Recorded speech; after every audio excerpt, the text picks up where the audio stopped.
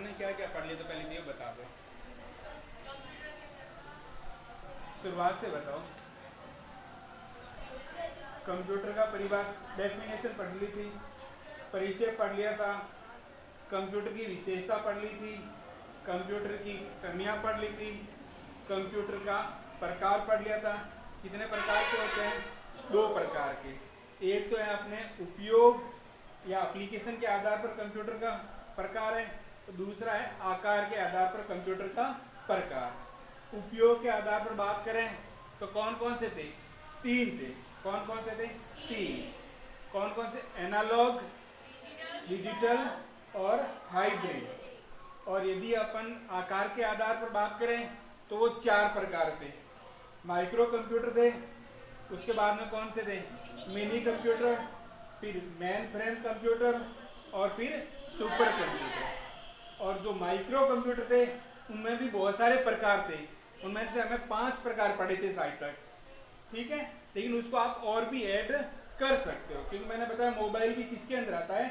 Micro computer के अंदर ही आता है, जिसके अंदर लैपटॉप है, डेस्कटॉप है, ठीक है, टैबलेट है, मोबाइल है, नोटबुक है, कॉमरोम है, ये सारे किसके अंदर आते हैं?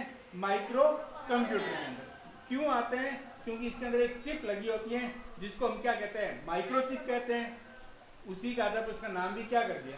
Micro computer. क्या कहते हैं? Micro computer. तो आप पूछोगे sir says computer micro chip नहीं होती है? होती है, लेकिन जो अपना पर्सनल जो ये कंप्यूटर होता है माइक्रो कंप्यूटर, उसमें चिप कितनी लगी होती है? केवल एक ही लगी होती है। जबकि अन्य कंप्यूटर के अंदर स्पीड बढ़ाने के लिए माइक्रो चिप क्या हो सकती है? एक से अधिक। अब देखो कंप्यूटर की पीढ़ी है जनरेशन, कंप्यूटर की जनरेशन। देखो कंप्यूटर के अब तक के विकास क्रम को 5 पीढ़ियों में विभाजित किया गया है। कंप्यूटर को कितनी पीढ़ियों में विभाजित किया गया है? 5। कौन कौन सी? देखो जो प्रथम पीढ़ी के कंप्यूटर थे वो कब से कब तक है? 1942 से लेकर 1955 के बीच का। तो द्वितीय पीढ़ी के जो कंप्यूटर थे वो 55 से लेकर कहाँ तक थे? 64 के बीच में। जो तृतीय पीढ़ी के जो कंप्यूटर थे, थर्ड जनरेशन, वो 64 से लेकर कहाँ तक थी? 75 तक थी। और जो चतुर्थ पीढ़ी के कंप्यूटर थे वो कब से थे?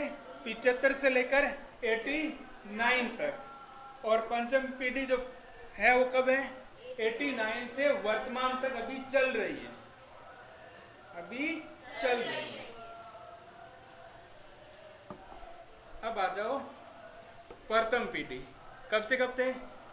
1942 से 1955। अब ध्यान रखना जब तुम्हारा प्रथम टेस्ट आएगा तो मेरा एक इस बार टारगेट है कि मैं पेपर आंसर में टाइप करके दूंगा और उसमें केवल बहुविकल्प वाले क्वेश्चन होते हैं ना, पर्सन, उसमें 4 विकल्प में से एक चुनना होता है, वैसे जवाब है। तो मैं चाहता हूँ कम से कम 10 नंबर का पेपर होता है तो करीबन 20 क्वेश्चन वो दूँ, वैसे तो दूँ, तुम हाथों भर देना और मुझे दे देना, ठीक है। तुम्हें कॉपी में लिखने की जरूरत नहीं। तो वहां पर ऐसे सेकेंडरी आराम से मैं पूछ सकता हूँ कि प्रथम पीढ़ी के कंप्यूटर किस सन के थे? तो कौन से थे? 1942 से 1955 के बीच में। देखो इस पीढ़ी के कंप्यूटरों में वैक्यूम ट्यूब का उपयोग होता था। किसका इस्तेमाल होता था? Vacuum tube. तो पूछोगे सर वैक्यूम ट्यूब क्या होता है? तुम लोगों ने बल्ब देख रखा है? ये नहीं, वो कांच वाला बल्ब आता है ना, तो वो तो गोल आता है, जबकि वो किस रूप में आता है? इस प्रकार की ट्यूब बनी होती थी। क्या बनी होती थी? ट्यूब। अब ट्यूबलाइट नहीं देखी मैंने, अब ऊपर से बंद कर दो और इसी से सीधी खड़ी करो तो ट्यूब होती है ना, इस प्रकार की। किसका इस्तेमाल होता था? Vacuum tube. जो वैक्यूम ट्यूब है वो आकार में क्या थी? बड़ी थी। आकार में क्या थी? बड़ी थी। अतः इस पीढ़ी के कंप्यूटर का आकार भी क्या था? बहुत बड़ा। तो ध्यान रखना, एक तो पहली पीढ़ी जो प्रथम पीढ़ी थी कंप्यूटर की, कब से कब तक थी? 1942 से 1955 के बीच में। दूसरी बात ध्यान रखनी है कि प्रथम पीढ़ी के अंदर जो प्रोसेसिंग करनी होती कंप्यूटर के लिए, तो उसके लिए किसका इस्तेमाल होता है? वैक्यूम ट्यूब का। किसका इस्तेमाल होता? वैक्यूम ट्यूब का। क्योंकि वैक्यूम ट्यूब क्या होती थी? साइज में बड़ी होती थी। तो सिंपल सी बात है, कंप्यूटर का आकार भी अपने आप क्या हो जाता था? बड़ा। अब मुझे ये बताओ अगर मैं इस कमरे के अंदर 15-20 बड़ी बड़ी लाइटें लगा दूं, है ना, फोकस लाइट डाल दूं, तो क्या होगा इस कमरे के अंदर? उजाला तो हो जाएगा और कुछ नहीं होगा। खतरनाक तरीके की गर्मी नहीं होगी, होगी ना। अभी सोचो इतने ही बल्ब है, फिर भी हमें इस रूम के अंदर सेफ रूम की तुलना में क्या रहती है, गर्म रहता है ना, केवल इतने ही बल्ब है। और जबकि बड़े बड़े लगा ले तो क्या हो जाएंगे। तो सिंपल से पहले कंप्यूटर बड़ी बड़ी सी ट्यूबें लगी होती थी, वो जलती थी तो क्या उत्पन्न करती थी, उष्मा। उष्मा से कंप्यूटर क्या हो जाता था, गर्म। होता कि नहीं होता? तो पहले पीढ़ी के जो कंप्यूटर थे वो जरूरत से अधिक मात्रा में क्या होते थे, गर्म होते थे। अब सिंपल से इतनी बड़ी बड़ी ट्यूब है तो उनको चलाने के लिए किसकी आवश्यकता होती है, विद्युत की, पावर की। तो बताओ पावर कम चाहिए कि अधिक चाहिए? अधिक चाहिए। इन्हें इनपुट तथा आउटपुट के लिए पंच कार्ड का उपयोग होता था। जैसे अपन इस पीढ़ी के अंदर इनपुट और आउटपुट के लिए किसका इस्तेमाल करते हैं, इनपुट के लिए कीबोर्ड का इस्तेमाल करते थे। पहले क्या होता था, पंच कार्ड का इस्तेमाल। पंच कार्ड समझते हो? जैसे एक लिखना है तो एक के लिए जैसे ए है तो ए का एक अलग से क्या बनता था, कार्ड बनता था। क्या बनता था, कार्ड। फिर वो कंप्यूटर के अंदर कार्ड डालना पड़ता था। जैसे कार्ड डाला, अगर उसके अंदर ए है तो कंप्यूटर के अंदर क्या इनपुट होगा, ए। अगर बी का कार्ड है तो कंप्यूटर के अंदर क्या इनपुट होगा, बी। सोचोगे सर इतनी बड़ी मेहनत कौन करे, लेकिन शुरुआती कंप्यूटर था। कौन सा, शुरुआती। आंतरिक मेमोरी के लिए चुंबकीय ड्रम का प्रयोग होता था। अभी आप मेमोरी कार्ड देखो, इतना सा होता, छोटा सा होता कि नहीं होता। पहले किसका इस्तेमाल करते थे, चुंबकीय ड्रम। ड्रम समझते हो, पेट्रोल वाला जो बड़ा सा आता है, हाँ, लोहे का नहीं, चुंबक का। हाँ, तो क्योंकि डाटा स्टोर करने के लिए चुंबक का इस्तेमाल होता था, लोहे के अंदर डाटा स्टोर नहीं होता। तो मेमोरी के रूप में किसका इस्तेमाल होता है, जो कौन सा है, चुंबकीय ड्रम का प्रयोग होता है। किसका इस्तेमाल होता है, चुंबकीय ड्रम का इस्तेमाल होता था। इसमें मशीनी भाषा तथा असेंबली भाषा प्रचलन में थी। जो प्रथम पीढ़ी के जो कंप्यूटर थे, जैसे अभी अपन ए दबाते हैं तो फिर सीधा ए चला जाता, पहले ऐसा नहीं था। जो प्रथम पीढ़ी के कंप्यूटर थे उसको कुछ भी अगर इनपुट करना है वो आपको किस में देना होगा, या तो 0 में या फिर किस में देना होगा, 1। तो देखो इसका नुकसान ये होता है, अगर आपने एक प्रोग्राम बनाया किसी कंप्यूटर के लिए, अगर कोई दूसरे कंप्यूटर में जाओगा तो आपको दोबारा अलग से कंप्यूटर प्रोग्राम बनाना पड़ता, सेम प्रोग्राम नहीं चलता। जैसे आप व्हाट्सएप चलाते हो मोबाइल के अंदर, पीसी में चलाओ चल जाता है ना, प्ले स्टोर से डाउनलोड कर लो। लेकिन पहले ये मान के चलो अगर 10 मोबाइल के अंदर व्हाट्सएप चलाना है तो आपको 10 बार अलग अलग एप्लीकेशन बनानी पड़ेगी। तो ये क्या होता है, टाइम वेस्टेज भी होता था। एक तो थी मशीनी भाषा, दूसरी क्या थी, असेंबली। असेंबली के अंदर क्या उन्होंने क्या किया, भाई जो बार बार अपन जो काम कर रहे हैं एक ही काम, उनके लिए कुछ शब्द बना देते हैं या सिंबल बना देते हैं। क्या बनाते हैं, कुछ सिंबल। तो उसमें क्या होता है, 0 और 1 का भी उपयोग करते हैं, साथ में कुछ सिंबल का इस्तेमाल करते हैं। कुछ सिंबल, सिंबल समझते हो? जैसे मैं अगर ये ए लिखूं तो ए क्या है, सिंबल ही तो है। ये ए क्या है, सिंबल ही तो है ना, चिन्ह ही तो है, और क्या है भाई। ये इंग्लिश अल्फाबेट का एक चिन्ह है तो है तो सिंबल ही, ठीक है। उसी प्रकार जैसे अपन ये हैज लिखते हैं, ये क्या है, सिंबल ही है। ये क्या है, सिंबल। तो कुछ सिंबल और 0 और 1 के मिक्स से क्या बनाते थे, प्रोग्राम बनाते थे। इस पीढ़ी के कुछ मुख्य कंप्यूटर एनिक था। प्रथम पीढ़ी का जो फेमस कंप्यूटर कौन सा था, एनिक, और एक था एडवेक। कौन सा था, एडवेक। अब ध्यान रखना, ये एनिक था पहला जनरल पर्पस कंप्यूटर था। पहला जनरल पर्पस समझते हो, जो सामान्य काम करने के लिए इस्तेमाल होता था। और एडवेक के अंदर क्या खासियत थी कि इसके अंदर पहले ये पहला कंप्यूटर था जिसके अंदर डाटा स्टोर हो सकते थे। डाटा स्टोर हो सकते, जैसे अपन इसमें कंप्यूटर में काम करते हैं तो इसमें सेव रहता है ना। जो शुरुआती कंप्यूटर थे, जो एनिक था, इसके अंदर काम तो कर सकते हो, आप गणना कर सकते हो, लेकिन उसको कंप्यूटर के अंदर सेव नहीं कर सकते। जबकि एडवेक के अंदर क्या कर सकते थे, आप उसके डाटा को कंप्यूटर के अंदर क्या कर सकते थे, सेव कर सकते हैं। अगर इनकी फुल फॉर्म पूछे तो एनिक क्या थे, electronic numerical integrator and calculator. ठीक है, कब आया था, 1943 और 46 के बीच में। अब पूछोगे सर 43 से 46, क्योंकि देखो ये कंप्यूटर बने थे ना, वो एक दिन में तो बने नहीं होंगे, उनको क्या लगा, कुछ टाइम लगा होगा। और बताओ 43 और 46 का मतलब ये कौन सी पीढ़ी के अंदर आ गया? 42 और 55 के बीच में कौन सी पीढ़ी है? प्रथम पीढ़ी है। तो ये कौन से पीढ़ी का कंप्यूटर है? प्रथम पीढ़ी का। दूसरा एडवेक, ठीक है, और दूसरा को बनाया किसका? जे पेस्पर एकर्ड और जॉन मंचली के द्वारा। इनके जो बनाने वाले दो वैज्ञानिक कौन सा है? Eckert, John Mauchly. जो एडवेक इसकी electronic discrete variable automatic computer. EDVAC का पूरा नाम क्या है? देखो, electronic discrete variable automatic computer. कब आया था? ये 46 से लेकर 52 के बीच में। किसने बनाया? वॉन न्यूमैन ने। किसने बनाया था? Von Neumann. और इसी को आधुनिक कंप्यूटर का फादर कहते हैं।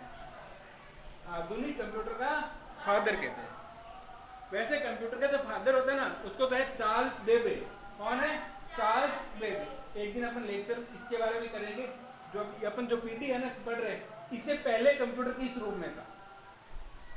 देखो, आधुनिक कंप्यूटर तो यहीं से शुरू होता है, लेकिन उससे पहले गणना तो करते थे इंसान, तो किसका इस्तेमाल करते थे?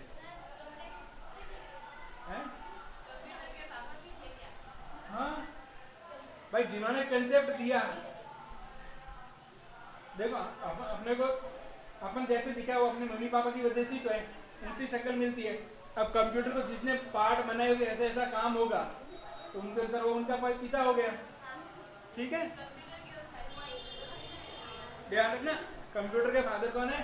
Charles Babbage. कौन है? Charles Babbage. और जो आधुनिक कंप्यूटर है, उनके जनक कौन है? Von Neumann. क्योंकि इन्होंने कंप्यूटर के अंदर स्टोरेज का कंसेप्ट दिया था। कंप्यूटर के अंदर कैसा कंसेप्ट दिया था? स्टोरेज का। लो आवाज मत करो। अब बताओ, प्रथम पीढ़ी समझ में आई कि नहीं आई? कब से कब तक थी? 42 के 55 के बीच में थी। क्या खासियत थी प्रथम पीढ़ी के अंदर? कंप्यूटर में किसका उपयोग होता था गणना करने के लिए? वैक्यूम ट्यूब का। किसका इस्तेमाल होता था? वैक्यूम ट्यूब का। अब एक बार सुन लो, आराम से बात बाद में करेंगे। वैक्यूम ट्यूब, क्योंकि वैक्यूम ट्यूब आकार में क्या थी? बड़ी थी, तो कंप्यूटर का आकार भी अपना आप क्या हो गया था? बड़ा हो गया था। और कंप्यूटर के अंदर डाटा इनपुट करने के लिए किसका इस्तेमाल होता था? पंच कार्ड का। किसका इस्तेमाल होता था? पंच कार्ड का। और मेमोरी के रूप में किसका इस्तेमाल होता था? चुंबकीय ड्रम का। किसका इस्तेमाल होता? चुंबकीय ड्रम का। जो प्रथम पीढ़ी के जो फेमस कंप्यूटर थे, एक तो था एनिक और दूसरा था एडवेक। कौन सा था? एडवेक। अब आ जाओ दूसरी पीढ़ी। दूसरी क्या? तीसरी पीढ़ी आगे चलती है। एक मिनट रुको, इसको हटा देते हैं।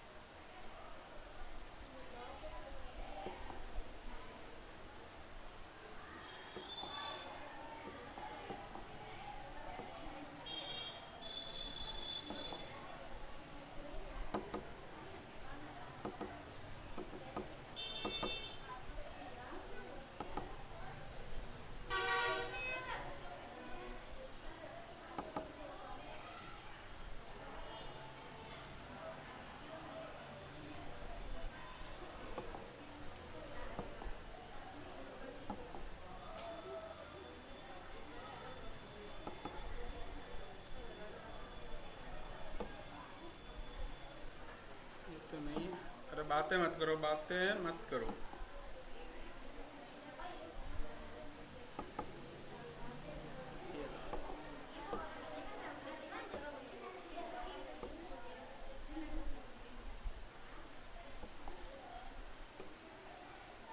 कंप्यूटर कौन सी? द्वितीय पीढ़ी। कब से कब तक थी? 55 से 64। किसके बीच में थी?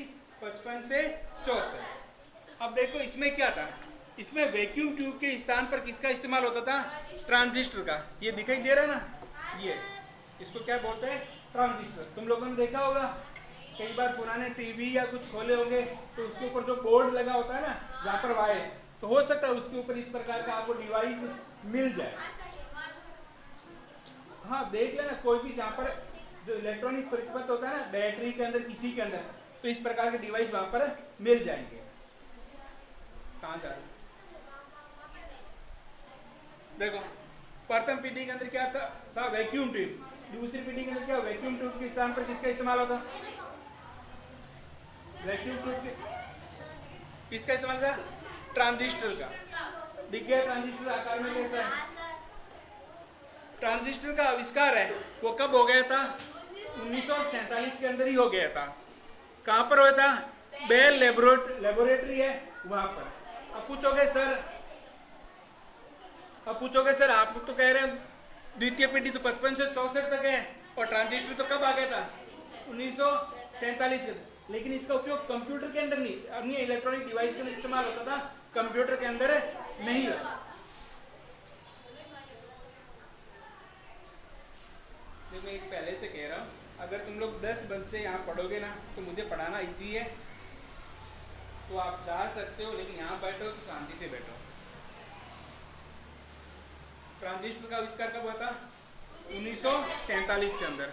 कहाँ हुआ था? बेल लेबोरेटरी के अंदर हो गया था। ट्रांजिस्टर क्या होता है?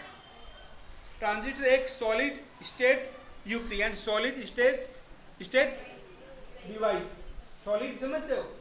यानी कठोर। कैसी है? कठोर। यानी ये डिवाइस आप लोग देखा जो कैसी होती है? मुलायम थोड़ी होती है। कैसी होती है? कठोर होती है। ट्रांजिस्टर अर्धचालक धातु से बना होता है। ट्रांजिस्टर किससे बना होता है? अर्धचालक। अर्धचालक धातु समझते हो?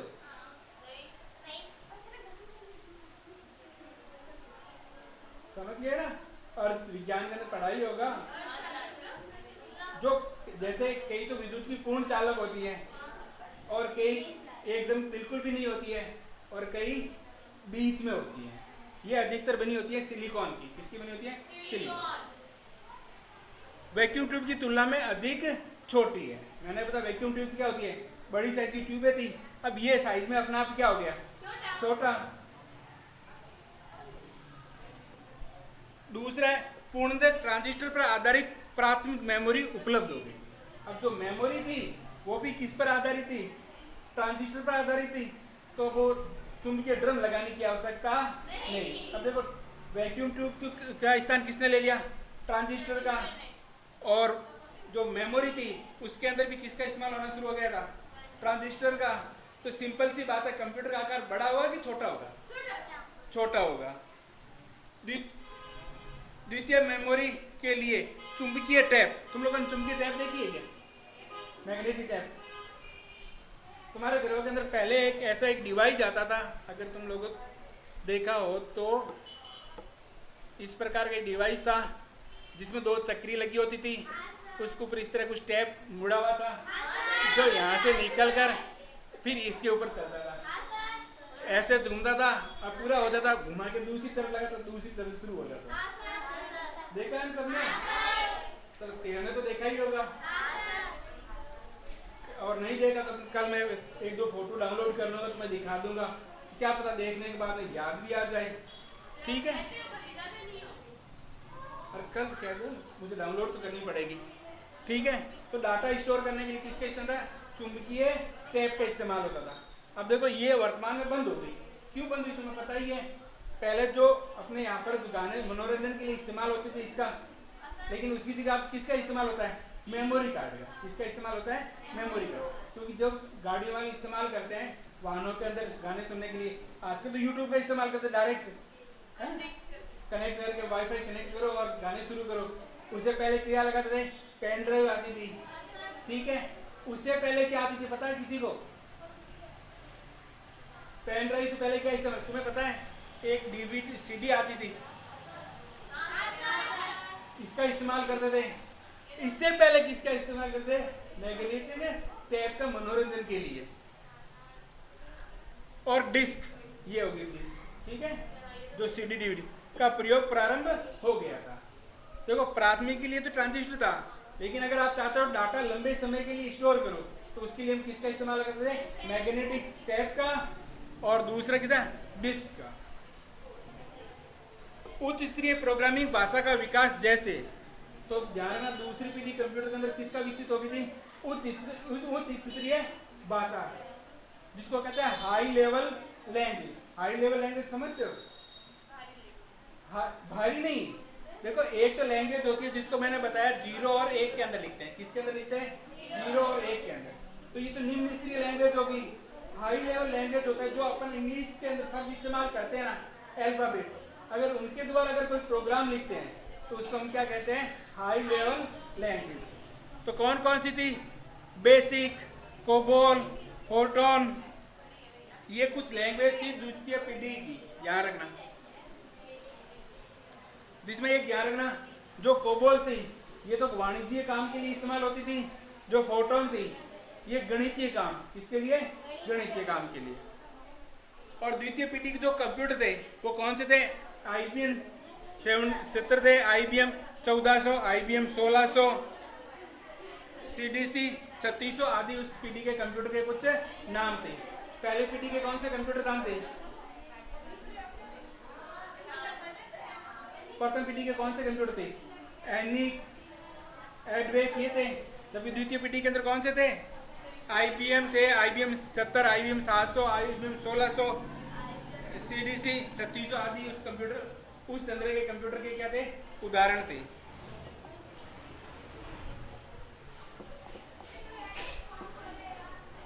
अब आ जाओ तृतीय पीढ़ी। अब देखो पहले किस द्वितीय के अंदर किसका इस्तेमाल होता था? एक इस तरह का डिवाइस था जिसके कितने पैर थे? 3 पैर। देखो ध्यान रखो, पहले के अंदर क्या थी? ट्यूब थी। दूसरे के अंदर क्या था? ट्रांजिस्टर था जिसके 3 पैर होते हैं। तो तीसरी पीढ़ी थी, इसके अंदर इस्तेमाल होता था IC का, इंटीग्रेटेड सर्किट। इसका इस्तेमाल होता था IC का। ये भी तुम लोगों ने देखा होगा। अगर तुमने ये इलेक्ट्रॉनिक गैजेट होते हैं ना, अगर उसको ओपन करके देखा होगा ना, तो इस प्रकार की चिप जरूर मिल जाएगी उसके ऊपर। अब सुनो, देखो इस पीढ़ी के कंप्यूटर में ट्रांजिस्टर के स्थान पर किसका इस्तेमाल होता था? एकीकृत परिपथ, जिसको हम क्या कहते हैं? इंटीग्रेटेड सर्किट का। किसका इस्तेमाल होता है? इंटीग्रेटेड सर्किट का। ये एक ही पेज पढ़ना है, टेंशन मत लो। तीसरी पीढ़ी आ गई, 2 पीढ़ी और पढ़नी है आज का कंप्लीट। अब बीच में पूछूंगा, ध्यान रखना, बीच में से पूछ सकता हूँ प्रथम पीढ़ी के अंदर किसका इस्तेमाल होता, द्वितीय के अंदर किसका इस्तेमाल होता, क्योंकि मैं एक शब्द को 4 बार बोल रहा हूँ ना, तो तुम लोगों ने 4 या 5 बार सुना होगा, तो फिर याद भी रहना चाहिए। पहले के अंदर था वैक्यूम ट्यूब, दूसरे के अंदर था ट्रांजिस्टर, तीसरे के अंदर आ गई थी IC। क्या आ गई थी? IC, इंटीग्रेटेड सर्किट, जो ये रही। IC एक छोटा सा आयताकार चपटा टुकड़ा होता है। IC क्या होता है? आयताकार। ऊपर से दिख रहा है ना आयताकार, बहुत आयताकार ही तो है कि नहीं? आयताकार चपटा समझते हो? जो इस तरह का पदार्थ होता है, चपटा फैला हुआ, ये फैला हुआ ही तो है। देखो एक तो है मोटा, तो इसे जैसे बहुत बड़ा हो, बड़ा नहीं होकर ये कितना है? चौड़ा, तो इतना ही सही है। ये देखो चपटा है, यानी फैला हुआ। तो ये क्या होता है? एक IC का एक छोटा सा आयताकार चपटा टुकड़ा होता है जिसमें हजारों ट्रांजिस्टर एवं अन्य इलेक्ट्रॉनिक तत्व निहित होते हैं। यानी ये एक IC है ना, एक IC ऐसे हजारों ट्रांजिस्टर का काम करता है। अब मुझे बताओ, अगर पहले कंप्यूटर के अंदर अगर कोई कंप्यूटर बनाने वाला 1000 ट्रांजिस्टर लगाने पड़ते, तो 1000 ट्रांजिस्टर लगाने के लिए जगह क्या चाहिए? अधिक। अगर 1000 की जगह केवल एक ही चिप लगा दे तो जगह क्या चाहिए? कम। तो सिंपल सी बात है, कंप्यूटर और क्या हो गया? छोटा। अपने छोटे चपटे आकार के कारण इसे चिप नाम से भी लोकप्रिय है, क्योंकि ये छोटा भी है, चपटा भी है, तो इसको अपन क्या बोलते हैं? IC बोलने की जगह क्या कहते हैं? चिप। क्या बोलते हैं? चिप। IC के उपयोग से कंप्यूटर का आकार छोटा हुआ, गति तीव्र होगी और मेमोरी क्षमता भी क्या हो गई, बढ़ गई, और लागत में क्या आ गई, कमी, क्योंकि 1000 ट्रांजिस्टर बनाने की जगह कितनी क्या बना लो, एक आईसी बना लो, तो खर्चा कम होगा कि अधिक होगा, कम होगा।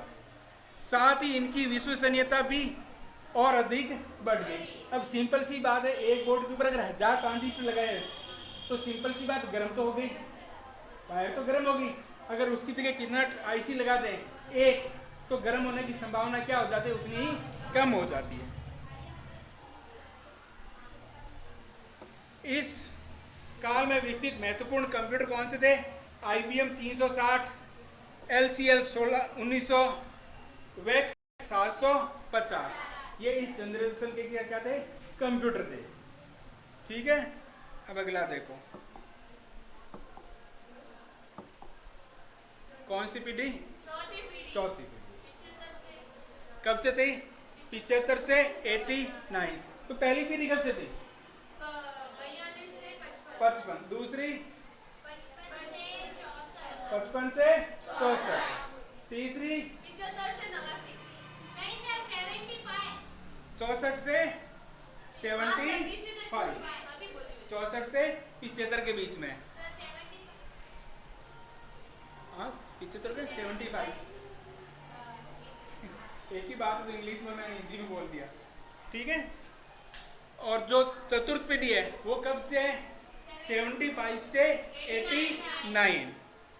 देखो पहले तो क्या था, आई चिप तो थी, मान के चलो चिप थी, लेकिन वो भी मान लो अगर इतनी बड़ी चिप थी, अगर इसकी इतनी चिप आ जाए तो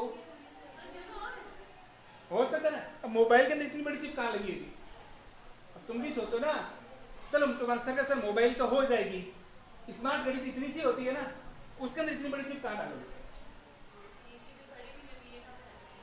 सिंपल सी बात है ना। तो क्योंकि आईसी पहले स्टार्टिंग बड़ी थी, फिर इनका विकास हुआ और आईसी आकार में और क्या हो गई, छोटी। देखो आईसी समझते हो ना, जो इंटीग्रेटेड सर्किट है, इसका शॉर्ट में हम क्या बोलते हैं, आईसी या चिप, आईसी या चिप। चिप क्यों बोलते हैं, क्योंकि ये आकार में छोटी होती है और चपटी होती है, तो इसको अपन बोलचाल की भाषा में क्या कहते हैं, चिप। क्या बोलते हैं, चिप, वरना इसको अपन नाम क्या है, आईसी, इंटीग्रेटेड सर्किट। तो इस पीढ़ी के कंप्यूटर में बड़े पैमाने पर एकीकृत परिपथ, very large scale integrated circuit, इसका इस्तेमाल होता था, very large scale integrated circuit का, जिसको हम क्या बोलेंगे, आईसी, क्या बोले, VLSI, क्या बोलते हैं, वेरी लार्ज स्केल इंटीग्रेटेड, आगे सी भी लगा सकते हो, सर्किट। हाँ, VLSI का इस्तेमाल हो गया, किसकी जगह, आईसी की जगह, किसकी जगह, आईसी। तो देखो ये एक तरह की आईसी होती है, लेकिन ये इंटीग्रेटेड सर्किट का क्या है, विकसित रूप है। क्या है, विकसित रूप है। जैसे स्टार्टिंग के अंदर आपको पता मोबाइल साइज में क्या थे, बड़े थे, धीरे धीरे मोबाइल साइज में क्या हो गए, छोटे हो गए, है ना।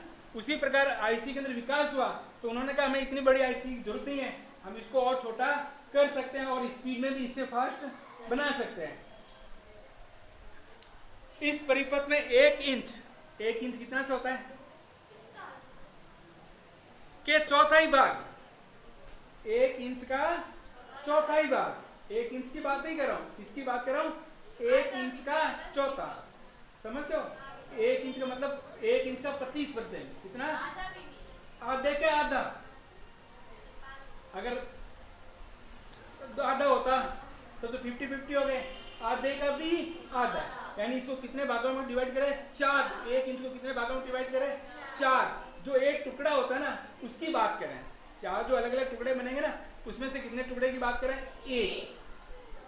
1 चौथाई भाग में लाखों ट्रांजिस्टर। तो पहले वो ट्रांजिस्टर आए थे ना, कितने, लाखों ट्रांजिस्टर, उसमें 1 इंच के चौथे भाग के अंदर लाखों ट्रांजिस्टर एवं और अन्य इलेक्ट्रॉनिक सर्किट समाये हुए होते हैं। तो उसके अंदर सोचो, 1 इंच का जो चौथा भाग है, उसके अंदर लाखों सर्किट उसके अंदर समाहित होते हैं। तो मुझे बताओ, तो कंप्यूटर स्पीड बढ़ेगी या कम होगी, बढ़ेगी। खतरनाक तरीके से बढ़ जाएगी। यानी 1 लाख ट्रांजिस्टर लगाने थे, उसकी जगह 1 इंच का चौथे भाग का क्या लगती है, आईसी लगती है वहां। कहना मतलब 1 इंच की जगह भी नहीं चाहिए उसे। और उसके अंदर केवल इतने ट्रांजिस्टर नहीं, उनके सर्किट वायर वो भी उसी के अंदर समाहित होते हैं। भाई सिग्नल कैसे ट्रांसफर होंगे, उसके अंदर वायर भी बने होते हैं। अब सोचो एक इतना सा है, इतना सा भी 1 इंच इतना होगा, उसका चौथा इतना सा है, और उसके अंदर वायर और बने हुए।